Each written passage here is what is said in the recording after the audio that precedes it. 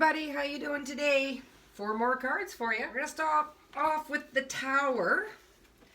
Remember the other 4 were pretty heavy cards? Well, this one's pretty heavy too, but we start getting a little lighter coming through the end of the major arcana. And again, when we started out on the Fool's Journey, we started in a sense as a child, and I said we'd be going through life. That doesn't mean these cards only come up for old people. It's just how I like to tell the Fool's Journey, to be a little bit more clear on the cards, because there's layers to them and they can get confusing, right? So here in the Tower card, we meet King Minos, and Poseidon, the god Poseidon, gave him this title, okay? And it's known as the Labyrinth of King Minos. The story goes that it was struck by an earthquake when the angry god Poseidon rose up from the waters to topple the kingdom.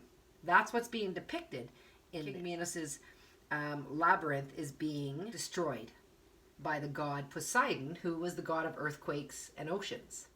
Zeus gave King Minos here the title of King of Crete, and in exchange, Minos was supposed to give him a white prize bull. But Minos decided he didn't want to give Zeus the bull and hid it in his flock and gave him a fake one instead. Well, Zeus was pretty angry when he found out King Minos had done that. So Zeus asked Aphrodite for a little bit of help and made King Minos' wife fall in love with the white bull. So she always was infatuated to have sex with this white bull, to King Minos' horror. Right? Daedalus, one of the palace's helpers, built a wooden cow for his wife to enter so that the white bull could then enter her. And of that union came a minotaur. Half bull, half human. A disgusting, flesh-eating, horrible monster. So that was his shame, King Minos' shame, because he wouldn't give up the bull. He ended up with his wife fathering this horrible beast. So he locked this beast up in the labyrinth. He locked his shame up for the world not to know that this is what his wife did. This is the card that when it comes up in a spread, the faces you're putting out there to the world. In today, we would say the social status, right? On social media, what you show, what you say, a lot of fake stuff going on. So it all comes crashing down in the Tower. Who you really are comes out when the Tower shows up in a spread. You can't keep your ugly, dirty little secrets hidden forever. That is what the Tower represents, which leads us to the Star. And this is Pandora. And this is Pandora's box. Remember where we met Prometheus, the hanged man, in that card? And that he had given mankind fire and Zeus was angry and flooded the world? Well, before Zeus flooded the world, angry at what had happened, this was his first punishment, which was filled with all the spites for humankind. But there was also hope. These were all the spites, but this was hope. So you can see Pandora, she opened the box and let all this out on humankind, but she's focused on the hope that also got stored away in the box. So there's always hope, right? That's what the Star is really representing, the hope for mankind, the hope for someone when they have this in the spread, is that regardless of what is going on, there's always hope. These spites that Zeus released on the world, they were represented by old age, labor, sickness, insanity, and vice and passions. Kind of sounds like there's a biblical comparison in Greek mythology a little bit, right? When we saw that in the Hanged Man, and now we see it in the Star, where there's hope.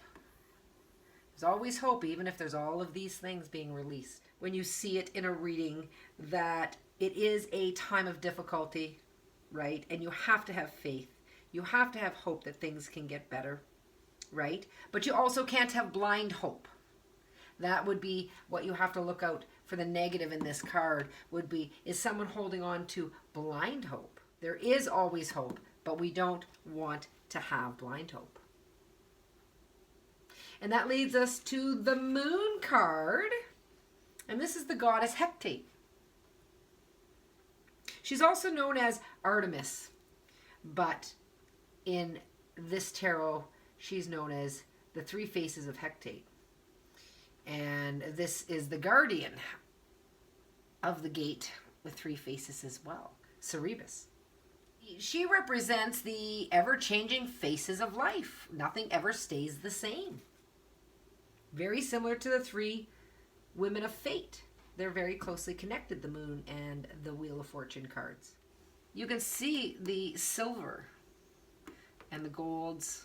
And this card in general reflects the dream world. The unconscious.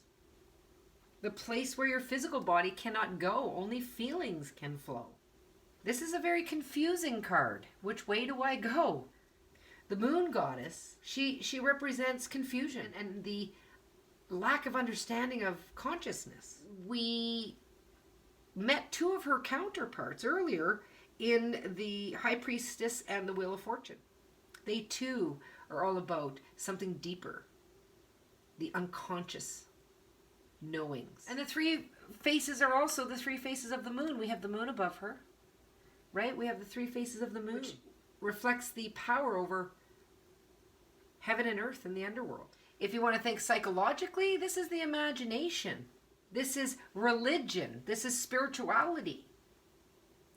This is all those places of the unknown where you have to have faith. When we see the goddess Hecate and the moon card, it augurs in a period of confusion and uncertainty. The unconscious world has a grip on us. Something we have no control over is taking our focus. Just like a dream world. When the fool meets the moon, he's awaiting his rebirth. And he's very dimly aware of the journey of personal development. He's caught up in this unconscious world and he's going to emerge whole. And that leads us to Apollo, the sun god. He has a harp in his hand because it's said that if anybody brought their troubles to him, he would sing them away. He also obviously has a wreath. That was given to our artists and athletes. That is to represent a striving spirit. And victory ahead, right? Both aspects. A striving spirit and victory. Both aspects of the sun god, Apollo. Because even if you bring him sadness and troubles, he sings them away. There's nothing but beauty in this card, but we're coming to the end of the arcana, right? If you think of the fool, he let go of all of what he looked like here. He found hope in humanity, and he now is joining the unconscious world. He's going through his death. Really. And he's awakening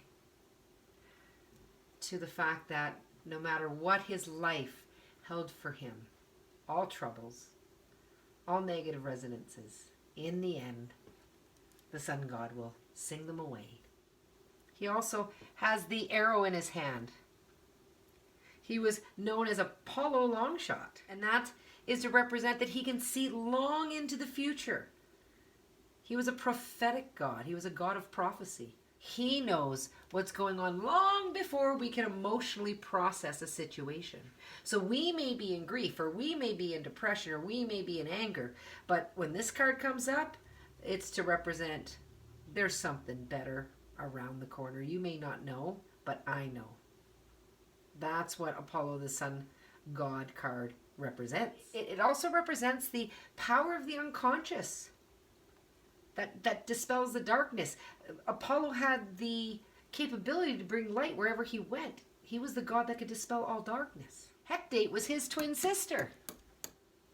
So she brings confusion, and he brings clarity. You pass through this gate to get to that one.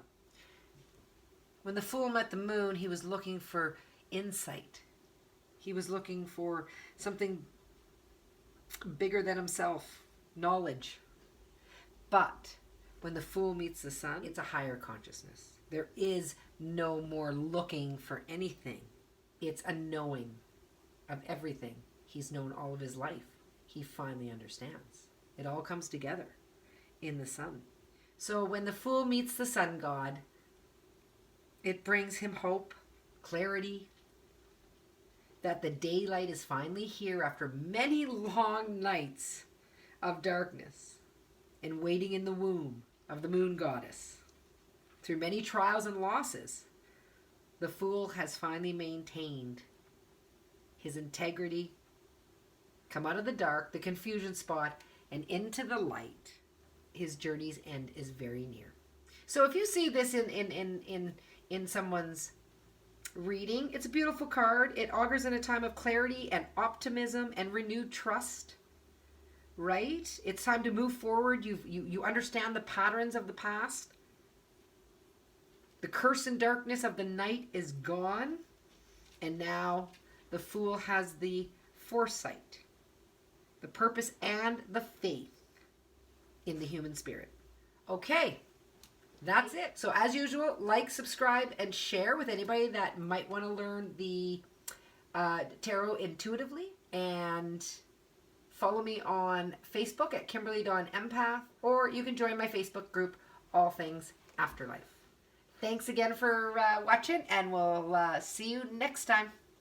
Take care.